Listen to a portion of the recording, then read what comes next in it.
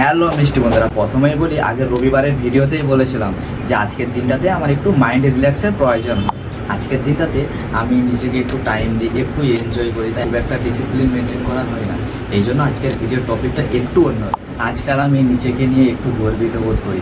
তার কারণ এই নয় যে আমি লাইফে অনেক কিছু উখাড়ে নিয়েছি, এখন আমি স্বপ্নের আশেপাশেও নেই। তবে day 21 self improvement challenge accept করার পর থেকে আমি নিজের বিভিন্ন ব্যাড হ্যাবিটগুলো চেঞ্জ করেছি। খুব তাড়াতাড়ি এখন সকালে ঘুম থেকে উঠে পড়ি, অ্যাপ্রক্সিমেটলি 5টার সময়, রাতে খুব তাড়াতাড়ি ঘুমোতে চলে যাই এবং ট্রেডিংয়ে একটা পারফেক্ট টাইম দিতে পারি।